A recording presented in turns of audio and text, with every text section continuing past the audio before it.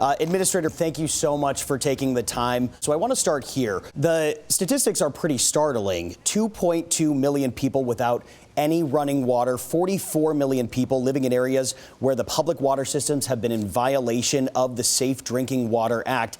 Is this acceptable of the most developed country in the world? Absolutely not. Listen, I've traveled all across the country, and it's heartbreaking to see some of the things that I've seen.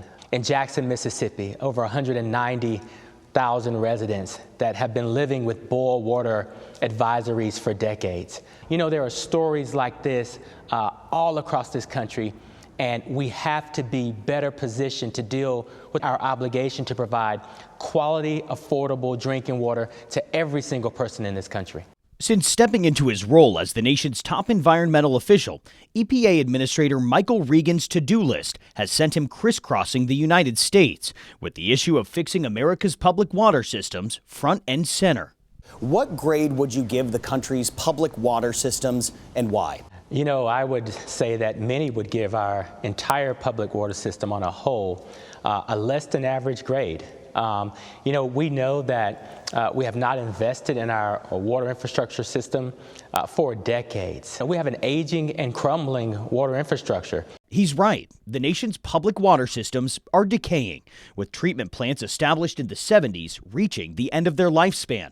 In 2021, the Biden administration's bipartisan infrastructure law granted the EPA $50 billion to invest in improving water systems and expanding water access to those in need. You know, what I'd say is the $50 billion that Congress has bestowed upon EPA is a significant shot in the arm. We took a look at the country's 50 largest cities and their tap water data compiled by the Environmental Working Group. And of those cities' public water systems, they found not a single one was free of contaminants with the potential to cause cancer. Is this consistent with what the EPA knows about the safety of the nation's drinking water? We have to do a better job of ensuring that everyone has safe, affordable drinking water.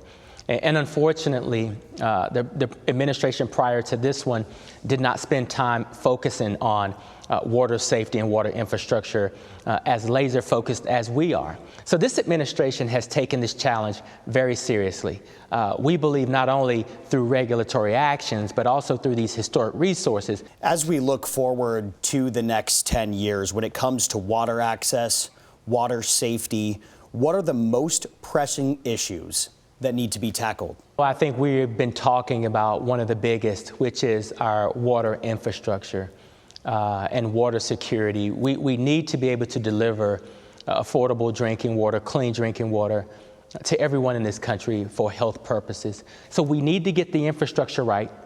We need to have the right rules and regulations in place so that we can hold polluters accountable. And we need to spend these resources in a way where those who have been disproportionately impacted, those disadvantaged communities that have not had a seat at the table, will finally have their day in the sun, a seat at the table, and get a significant amount of these resources. These are big problems, but they're not insurmountable. Another priority for the EPA, addressing PFAS, man-made chemicals that are practically indestructible. They've been found in firefighting foams, makeup, and non-stick cookware. These forever chemicals have been around for decades and are linked to low birth weight, kidney cancer, and a number of other health issues. We know that these fluorinated chemicals are in our drinking water, and we know that they've been in our drinking water for quite a while, for decades. But since the process for setting new standards for drinking water contaminants is so long and drawn out, it's quite a burdensome process that takes many years. So how alarmed should the average American be when it comes to the status of drinking water as a whole? I think the most important thing for people to do is to be informed about their drinking water. Now, in a landmark move, the EPA also proposed the first ever federal limits on 6 forever chemicals in America's drinking water that don't naturally break down. At EPA, we proposed the first ever national standard for PFAS, a forever chemical that has been dumped in our waterways and our streams and finds its way into our drinking water. Let's talk about PFAS for a second, because you call those forever chemicals one of the most pressing environmental and public health concerns in the modern world. You mentioned those new proposed regulations. How do these new regulations work to remove forever chemicals from our drinking water?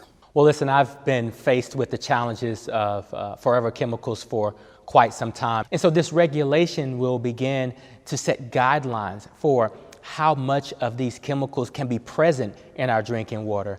Along with these guidelines, I will use all of my enforcement action here at EPA to hold these polluters accountable. And in addition to that, over $9 billion the president fought hard for with the bipartisan infrastructure law to focus solely on PFAS and emerging contaminants. So we're trying to tackle this issue from multiple angles, through the regulatory lens, through our enforcement capabilities, and through the billions of dollars that Congress has given us to tackle this problem. You know, $2.5 to $3 billion of that specifically focused on disadvantaged and rural communities. According to the EPA proposal, public water systems will have to check for and reduce the levels of forever chemicals, a move that the EPA says could prevent thousands of deaths and illnesses, especially amongst Black and brown Americans who are more likely to live within 5 miles of a site contaminated with PFAS, according to the Union of Concerned Scientists, an equity issue the EPA is trying to fix. Last year, you launched a new national office dedicated to advancing environmental justice and civil rights. We know that low-income areas and communities of color are impacted disproportionately by pollution. Can you talk about what this office is doing and why it's important to you?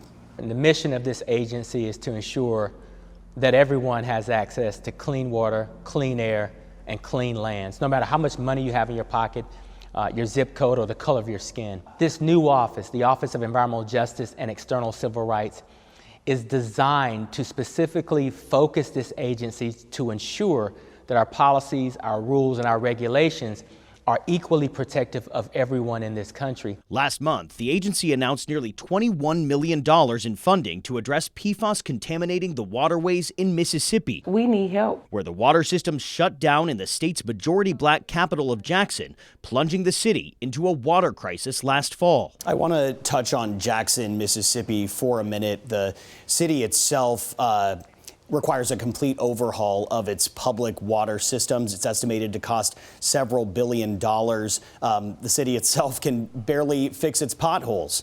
So is there enough money to fix water systems like that of Jackson, Mississippi? We know that we have significantly more resource needs all across this country. That's why I've been spending time with investment banks, with private equity, venture capital, hedge fund, people who are well-versed in the financial ecosystem in the private sector, looking for opportunities for public-private partnership. Listen, we're smart enough to know that solutions don't come from Washington, D.C. They come from the communities. Now it's time for us to listen and to match the resources with these communities. And we're laser focused on that. Just drawing on the East Palestine topic for a second, you drank the water once. Would you feel comfortable consistently drinking the water over the course of, let's say, a decade? And would you feel comfortable with your son, for instance, living in East Palestine and drinking the water? I don't want to challenge or second guess anyone's experience or personal preference on the ground. But I will say that I have partnered with the state of Ohio, who is in the lead for testing the drinking water on the ground. I've looked at their testing methodologies. I trust what the science says. And so if you are a citizen or a resident of East Palestine and you're on municipal water and you've been given the green light that the water is safe, then I would trust that. For those who are on private wells, if your well has been tested and you've been given the green light, I would trust that. But the goal is for us to continue to test routinely, to earn the trust of the people and let them know that we want to make them whole again. But faith in the EPA has been a challenge. According to a recent Gallup poll, Americans were asked to rate the job being done by the agency, and more than half said only fair or poor. You drank the water to ensure that it was safe, and yet you still have people in East Palestine seeking verification of the water quality from independent companies. It begs the question, does your agency have a trust issue? We absolutely do. And there's no denying that a large majority of people in this country don't trust their government. That's not just the federal government, but that's state and local as well. That's why I'm spending time on the ground conversing with that community. Listen, I know firsthand that we have to earn their trust. But it's not just East Palestine. When we think about communities like Flint, Michigan, no community should ever face the level of trauma and devastation of a Flint, Michigan. And we know that even though 98% of the lead pipes have been replaced, the trauma still remains. So we have to rebuild trust all over this country with many communities, and we're prepared to do that. That's what it will take, and that's what we'll do. Is the job of fixing the U.S.'s water systems daunting or even possible? You know, it's absolutely possible. And in this crisis, we find an opportunity. We will leave this situation with regulations that are protective of public health and an investment of, at a minimum, $50 billion, with more to come from the private sector. We are well on our way to opportunity. What is the message you want to convey to Americans, especially younger Americans who may have enhanced anxiety looking at all of the issues facing the water systems in the United States? I would say to our younger generation especially that our future is bright, that we do have some challenges that seem to be daunting, but this administration is committed to the future of this country. But we know that we cannot tackle the future without the constant input and the solutions that our younger people provide. And that's why we're listening, we're attentive, and we're prepared to win the future.